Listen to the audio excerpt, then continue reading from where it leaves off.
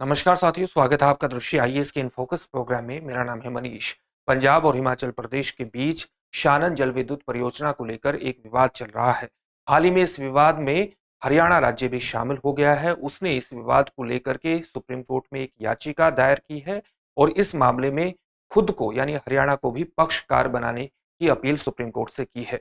शानन जल विद्युत परियोजना क्या है, ये किस नदी पर स्थित है और इसके अंतर्गत संविधान का अनुच्छेद 131 और 262 किस प्रकार से संदर्भ में आ जाता है, आज इन सभी पक्षों पर इन फोकस के प्रोग्राम में चर्चा करेंगे। सबसे पहले देखते हैं कि इस पूरे टॉपिक के अंतर्गत किन पक्षों पर बात होगी। सबसे पहले खबर को विस्तार से जानना है। इसके बाद देखेंगे कि शानन जल विद्युत परियोजना क्या है, किस नदी पर यह स्थित है और इस परियोजना का नियंत्रण पंजाब के पास क्यों है, वो कौन सा समझौता है जिसके कारण पंजाब के पास शानन जल विद्युत परियोजना का नियंत्रण चला गया था। हाल ही में ये मामला किस प्रकार से सुप्रीम कोर्ट में पहुंचा और सुप्रीम कोर्ट में पंजाब ने किस प्रकार के तर्क दिए हैं, साथ ही हिमाचल प्रदेश के सुप्रीम कोर्ट में क्या तर्क हैं अपने पक्ष में इस जल विद्युत परियोजना को लेकर के, केंद्र सरकार की इस मामले पर क्या प्रतिक्रिया रही है और हाल ही में हरियाणा इस मामले में किस तरह से शामिल हुआ है, उसने सुप्रीम कोर्ट में क्या कहा है। इन सभी पक्षों को जानने के बाद आपके लिए एक अभ्यास प्रश्न होगा जिसका उत्तर आपको कमेंट बॉक्स में कमेंट करके देना होगा। ये जो पूरा विषय है यूपीएससी की मुख्य परीक्षा के सामान्य अध्ययन प्रश्न पत्र 2 से जुड़ेगा, उसके नदी जल विवाद संबंधी खंडों से जोड़ करके आप इसे देख सकते हैं। हम अपने प्रोग्राम में आगे बढ़ेंगे उससे पहले आप हमारे चैनल को सब्सक्राइब जरूर करिए और बेल आइकन दबाइए ताकि सभी प्रोग्राम का नोटिफिकेशन आपको मिल जाए। इन प्रोग्राम से आप जुड़े, इनका लाभ उठाएं। साथ ही इन सभी प्रोग्राम की पीडीएफ फाइल आपको इनफोकस दृष्टि आईएएस के टेलीग्राम चैनल पर उपलब्ध कराई जा रही है। डिस्क्रिप्शन में दिए गए लिंक पर जाकर आप पीडीएफ फाइल डाउनलोड कर सकते हैं। अब खबर को विस्तार से जानने की कोशिश करते हैं। खबर इंडियन एक्सप्रेस की है और खबर यही है कि हाल ही में हरियाणा ने शानन जल विद्युत परियोजना को लेकर के सुप्रीम कोर्ट में एक याचिका दायर की है और इस पूरे मामले के अंतर्गत जो विवाद चल रहा था पंजाब और हिमाचल प्रदेश के बीच, उस विवाद में खुद को यानी हरियाणा को पक्षकार बनाने की अपील सुप्रीम कोर्ट से की है। ये एक शानन हाइडल जो प्रोजेक्ट है, जल विद्युत जो परियोजना है, ये 110 मेगावाट बिजली उत्पन्न करती है और ये जो परियोजना है इसकी शुरुआत ब्रिटिश काल के दौरान ही हो गई थी। तो ब्रिटिश काल की परियोजना है और ब्रिटिश काल की परियोजना होना भी इसके विवाद का एक प्रमुख कारण बन जाता है, क्योंकि ब्रिटिश शासनकाल में ही इस परियोजना का नियंत्रण पंजाब राज्य के पास चला गया था। विशेषज्ञों का, एक्सपर्ट्स का यह मानना है कि हरियाणा द्वारा उठाया गया ये कदम एक अभूतपूर्व कदम है, क्योंकि 1 नवंबर 1966 को पंजाब पुनर्गठन अधिनियम से पहले हरियाणा राज्य भी पंजाब का ही हिस्सा हुआ करता था। तो हरियाणा के दावे में कहीं ना कहीं कुछ तर्क दिखाई पड़ते हैं। इसके लिए एक्सपर्ट्स का यह मानना है कि हरियाणा द्वारा यह उठाया गया कदम अभूतपूर्व है। तो सबसे पहले शानन जल विद्युत परियोजना को जान लेते हैं, लेकिन उससे पहले आपके लिए एक सूचना है और सूचना यह है कि हाल ही में दृष्टि आईएएस मुखर्जी नगर की क्लासेस नोएडा में शिफ्ट हो चुकी हैं। नोएडा में हमारे 2 महत्वपूर्ण बैच प्रारंभ होने वाले हैं। कौन कौन से बैच हैं? एक हिंदी माध्यम का है और एक इंग्लिश माध्यम का है। हिंदी माध्यम का आईएएस फाउंडेशन बैच 16 जनवरी से नोएडा में प्रारंभ होगा, जिसका समय होगा सुबह 11:30 बजे। इसी प्रकार से नोएडा में इंग्लिश माध्यम का जीएस फाउंडेशन बैच 9 जनवरी से प्रारंभ होगा, जिसका समय होगा शाम को 6 बजे। आप 9311406440 पर कॉल भी कर सकते हैं। जहां पर ये बैच प्रारंभ होंगे उसका पता क्या है? उसका पता है C171/2 ब्लॉक ए, सेक्टर 15 नोएडा, और ये स्थान नोएडा सेक्टर 15 मेट्रो स्टेशन के पास स्थित है।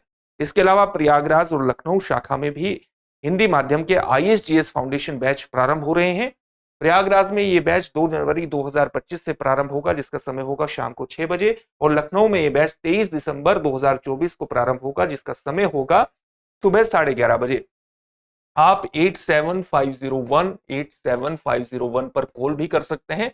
इन बैचेस के बारे में अधिक जानकारी हासिल कर सकते हैं और सफलता की दिशा में आगे बढ़ सकते हैं। अब शानन हाइडल प्रोजेक्ट जल विद्युत परियोजना पर एक बात कर लेते हैं।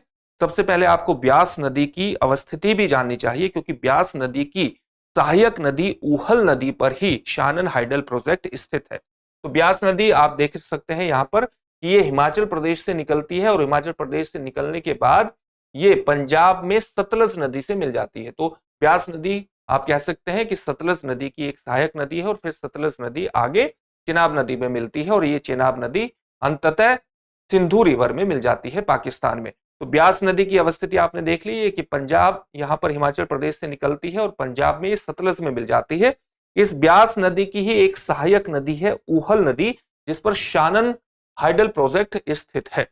और ये कहां पर स्थित है? ये हिमाचल प्रदेश के मंडी के जोगिंदर नगर में स्थित है ये प्रोजेक्ट पूरा। 1925 में 99 साल की लीज दे दी गई थी पंजाब को इसके नियंत्रण की, यानी पंजाब को 99 साल के लिए इस परियोजना को लीज पर प्रदान कर दिया गया था। और कब प्रदान किया गया था? 1925 में प्रदान किया गया था। जो पट्टे पर समझौते हुए थे, यानी जो लीज पर समझौते हुए थे, वो समझौते किस किस के बीच हुए थे? वो मंडी के तत्कालीन शासक राजा जोगिंदर बहादुर और ब्रिटिश प्रतिनिधि यानी ब्रिटिश रिप्रेजेंटेटिव, और जो उस समय पंजाब के मुख्य इंजीनियर थे, मुख्य अभियंता थे, कर्नल बीसी बेटी के बीच इस पूरे पट्टे पर समझौते हुए थे। आजादी से पहले ये जो परियोजना थी, आप समझ गए होंगे कि आजादी से पहले की परियोजना थी। आजादी से पहले शानन हाइडल प्रोजेक्ट का जो बिजली वितरण था वो किस किस के पास जाता था? बिजली की आपूर्ति किस किस को की जाती थी? अविभाजित पंजाब को की जाती थी। अविभाजित पंजाब का मतलब क्या हुआ? 1 नवंबर 1966 को पंजाब का विभाजन हो गया था, जिसमें हरियाणा का निर्माण हुआ था। और पंजाब के जो कांगड़ा और पहाड़ी इलाके थे वो हिमाचल प्रदेश केंद्र शासित प्रदेश को दे दिए गए थे, क्योंकि हिमाचल प्रदेश उस समय एक केंद्र शासित प्रदेश हुआ करता था। तो शानन हाइडल प्रोजेक्ट का जो बिजली दी जाती थी आजादी से पहले, वो अविभाजित पंजाब को दी जाती थी, लाहौर को दी जाती थी और दिल्ली को दी जाती थी। विभाजन के बाद पंजाब को बिजली आपूर्ति बंद कर दी गई और अमृतसर में स्थित वेरका गांव तक ही इसकी ट्रांसमिशन लाइन को बंद कर दिया गया। शुरुआत में ये जो प्रोजेक्ट था ये 48 मेगावाट था। फिर पंजाब ने अपनी बिजली की आवश्यकताओं को ध्यान में रखते हुए इसकी क्षमता को बढ़ाया और ये प्रोजेक्ट 60 मेगावाट का हुआ। वर्तमान में इसकी जो क्षमता है इसको अपग्रेड करके 110 मेगावाट का कर दिया गया है। मौजूदा जो पट्टा है, मौजूदा जो लीज थी, उसकी शर्तों के तहत हिमाचल प्रदेश को 500 किलोवाट की जो बिजली है वो मुफ्त प्रदान की जाती है, क्योंकि ये हिमाचल प्रदेश राज्य में स्थित ऊहल नदी से ही ये प्रोजेक्ट पानी खींचता है। तो ये सामान्य जानकारी हमने हासिल कर ली। पंजाब के पास इसका नियंत्रण किस प्रकार से गया हाइडल प्रोजेक्ट का, आप जानते हैं। आजादी के बाद किस प्रकार से गया, वो 1925 में तो 99 साल की लीज पर था ही पंजाब के पास।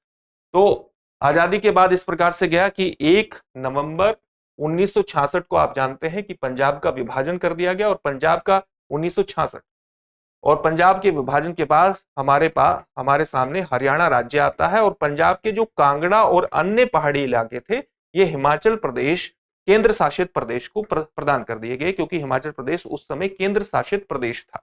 हिमाचल प्रदेश को केंद्र शासित प्रदेश 1 जुलाई 1956 को बनाया गया था। और फिर उसके बाद दिसंबर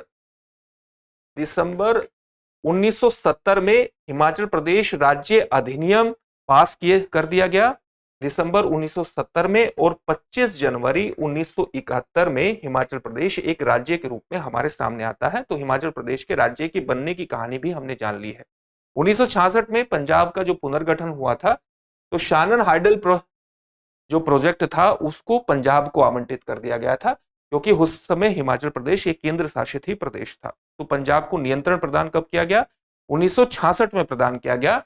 और इसके संदर्भ में 1 मई 1967 को सिंचाई और बिजली मंत्रालय द्वारा एक अधिसूचना भी जारी की गई। और पंजाब पुनर्गठन अधिनियम के 1966 के तहत पंजाब को परियोजना पर कानूनी अधिकार प्रदान कर दिया गया। यह कानूनी अधिकार कब प्रदान किया गया? 1 मई 1967 को परियोजना पर कानूनी अधिकार प्रदान कर दिया गया। और इसके लिए सिंचाई और बिजली मंत्रालय द्वारा एक अधिसूचना भी जारी कर दी गई। 2 मार्च 2024 को जो 1925 का लीज था वो समाप्त हो गया, उसका समय समाप्त हो गया। और हिमाचल प्रदेश के मुख्यमंत्री ने स्पष्ट रूप से कहा कि पंजाब इस परियोजना पर दावा नहीं कर सकता, क्योंकि उसका जो लीज का समय है वो समाप्त हो गया है। और हिमाचल प्रदेश ने पंजाब पर यह भी आरोप लगाया कि उसने परियोजना का रखरखाव ठीक तरीके से नहीं किया और जो मरम्मत की आवश्यकता थी वो मरम्मत की भी उपेक्षा पंजाब के द्वारा की गई। ये पंजाब के द्वारा इस तरह की बातें कही गई। इसके बाद 20 सितंबर को पंजाब ने सुप्रीम कोर्ट में एक याचिका दायर कर दी 20 सितंबर 2024 को। और सीधे तौर पर उसने सुप्रीम कोर्ट से एक मांग की कि वो एक निषेधाज्ञा जारी करे, एक इंजंक्शन जारी करे और हिमाचल प्रदेश को शानन हाइडल प्रोजेक्ट की कब्जे और संचालन में हस्तक्षेप करने से रोके। एक निषेधाज्ञा के माध्यम से पंजाब के सिविल मुकदमे में यह दावा किया गया कि परियोजना का जो प्रबंधन है वो पंजाब राज्य विद्युत निगम लिमिटेड द्वारा किया जाता है, जिससे पहले पंजाब राज्य विद्युत बोर्ड के नाम से जाना जाता था। 1967 की अधिसूचना के तहत पंजाब को यह कानूनी अधिकार प्रदान किया गया है कि वो शानन हाइडल पावर प्रोजेक्ट पर अपना नियंत्रण रखे। ये पंजाब ने सुप्रीम कोर्ट में कहा, और पंजाब ने साथ ही ये भी कहा कि स्टेटस को यानी यथास्थिति बनाए रखने के लिए एक अस्थायी निषेधाज्ञा इंजेक्शन जारी किया जाए और हिमाचल प्रदेश को निर्देश जारी किया जाए। तो ये मामला सुप्रीम कोर्ट पहुंच गया। अब इस पूरे मामले पर, इस सिविल मुकदमे पर, पंजाब के दीवानी मुकदमे के जवाब में हिमाचल प्रदेश ने भी सुप्रीम कोर्ट में एक याचिका दायर कर दी। और उसमें किस प्रकार के तर्क दिए? उसमें कहा गया कि सुप्रीम कोर्ट से कहा गया कि पंजाब के दावों को खारिज कर दिया जाए। पंजाब के दावों को खारिज करने का एक तरह से आग्रह किया गया सुप्रीम कोर्ट से। हिमाचल प्रदेश ने तर्क दिया कि ये जो पूरा मुद्दा है, ये पूरा जो विवाद बना है, इस मामले की जो पूरी बुनियाद है वो संविधान पूर्व समझौते पर आधारित है। यानी हिमाचल प्रदेश का जो इशारा था वो 1925 का वो लीज था, जिसके माध्यम से पंजाब को 99 वर्ष की हाइडल प्रोजेक्ट की लीज प्रदान कर दी गई थी। हिमाचल प्रदेश ने यह भी तर्क दिया कि पंजाब इस पूरे मुद्दे में, यानी शानन हाइडल पावर प्रोजेक्ट के मुद्दे में सुप्रीम कोर्ट हस्तक्षेप नहीं कर सकता। सुप्रीम कोर्ट हस्तक्षेप क्यों नहीं कर सकता? यानी उसका कहने का मतलब था कि सुप्रीम कोर्ट के अधिकार क्षेत्र में यह मुद्दा नहीं आता। तो शानन हाइडल पावर प्रोजेक्ट के मुद्दे पर सुप्रीम कोर्ट का अधिकार क्षेत्र नहीं है। इसके बारे में हिमाचल प्रदेश के तर्क क्या थे? हिमाचल प्रदेश ने कहा कि आर्टिकल 131 संविधान का आर्टिकल 131 सर्वोच्च न्यायालय को भारत सरकार और एक या एक से अधिक राज्यों के बीच, या एक तरफ भारत सरकार हो और उसके साथ कुछ राज्य हो, तथा दूसरी तरफ एक या एक से अधिक राज्य हो, या दो से अधिक राज्यों से संबंधित विवादों को निपटाने का विशेष अधिकार प्रदान करता है यदि मुद्दा कानूनी अधिकारों से संबंधित है। यह केवल इससे संबंधित सुप्रीम कोर्ट को अधिकार प्रदान करता है। सुप्रीम कोर्ट इन्हीं मामलों की सुनवाई कर सकता है। लेकिन जहां तक मामला इंटर स्टेट रिवर डिस्प्यूट का होता है, उस मामले में आर्टिकल 262 प्रभावी हो जाता है। आर्टिकल 262 प्रभावी हो जाता है, यानी संविधान अंतर्राज्यीय नदी जल विवादों पर सर्वोच्च न्यायालय के अधिकार क्षेत्र को प्रतिबंधित करता है। ये हिमाचल प्रदेश का कहना है, क्योंकि आर्टिकल 262 में संसद किसी भी अंतर्राज्यीय नदी या नदी घाटी के उपयोग, उसके वितरण, यानी नदी घाटी के पानी के उपयोग, उसके वितरण और नियंत्रण से संबंधित किसी भी विवाद के निपटारे के लिए कानून बना सकती है। और ये विवाद अंतर्राज्यीय नदी जल विवाद अधिनियम 1956 के द्वारा ही शासित होते हैं, क्योंकि संसद ने अंतर्राज्यीय नदी जल विवादों के निपटान के लिए 1956 में यह अधिनियम बनाया था। और इस कानून के तहत अलग अलग तरह के नदी संबंधी विवादों को निपटाने के लिए एक जल विवाद न्यायाधिकरण की भी स्थापना इसके अंतर्गत की जा सकती है। और इसके अंतर्गत जो जल विवाद न्यायाधिकरण है, उसका अधिकार क्षेत्र आ जाता है कि वो अलग अलग तरह के मुद्दों को सुलझाए। जल विवाद न्यायाधिकरण, तो ये मुद्दा उसी के अधिकार क्षेत्र का आता है। हिमाचल प्रदेश ने इस तरह की बातें सुप्रीम कोर्ट में कही है। हालांकि न्यायाधिकरण के निर्णयों को लागू करने और साथ ही न्यायाधिकरण के निर्णय के खिलाफ अपील करने के लिए सुप्रीम कोर्ट ने कई अंतर्राज्यीय नदी जल विवादों में हस्तक्षेप भी किया है। ऐसा नहीं है कि सुप्रीम कोर्ट ने हस्तक्षेप नहीं किया है, लेकिन वो न्यायाधिकरण के निर्णयों को लागू करने के अंतर्गत हस्तक्षेप किया है, या न्यायाधिकरण के निर्णयों के खिलाफ अगर किसी ने अपील सुप्रीम कोर्ट में कर दी है, तब सुप्रीम कोर्ट ने हस्तक्षेप किया है। डायरेक्टली उसके अधिकार क्षेत्र में इस प्रकार के मुद्दे नहीं आते हैं। इस सुप्रीम कोर्ट में हिमाचल प्रदेश द्वारा दिए गए तर्क हैं। साथ ही हिमाचल प्रदेश ने यह भी कहा कि 1925 का जो समझौता है वो ब्रिटिश सरकार और मंडी के राजा के बीच हुआ था, और मंडी राज्य कभी भी पंजाब का हिस्सा नहीं रहा है। मंडी राज्य पंजाब से पहले भी अलग था, इसलिए पंजाब के दावे इस पूरे शानन हाइडल पावर प्रोजेक्ट पर बिल्कुल गलत है। केंद्र सरकार की इस पर प्रतिक्रिया क्या रही है? 2 मार्च 2024 को जो 99 साल की लीज है पंजाब राज्य को जो दी गई थी शानन हाइडल पावर प्रोजेक्ट की, वो समाप्त हो रही थी। उससे पहले एक दिन पहले ही, यानी 1 मार्च 2024 को विद्युत मंत्रालय ने इस मुद्दे के समाधान के लिए, इस मुद्दे पर बात आगे ना बढ़े, उसके लिए एक अंतरिम उपाय के रूप में शानन परियोजना के संबंध में स्टेटस को बनाए रखने का एक ऑर्डर भी जारी किया था। और यह ऑर्डर इसलिए जारी किया गया था, आदेश में यह कहा गया था कि यह परियोजना के निरंतर रूप से संचालन या परियोजना को लगातार चलाए रखने के लिए और इसके ऑपरेशन को सुनिश्चित करने के लिए व्यवधानों से बचने के लिए बेहद आवश्यक है। मंत्रालय ने यह भी स्पष्ट किया था कि हमने जो ऑर्डर जारी किया है, ये किसी भी तरह के दावे या किसी भी तरह के हित को स्थापित नहीं करता है। हम किसी तरह के दावे को स्थापित करने की बात नहीं कर रहे हैं, किसी के हित को स्थापित करने की बात नहीं कर रहे हैं, बल्कि पक्षों को उचित कानूनी चैनलों के माध्यम से विवादों के हल को प्रोत्साहित हम करना चाहते हैं। ये केंद्र सरकार की प्रतिक्रिया इस पर रही है। अब हरियाणा राज्य इसमें किस तरह से प्रवेश हुआ है?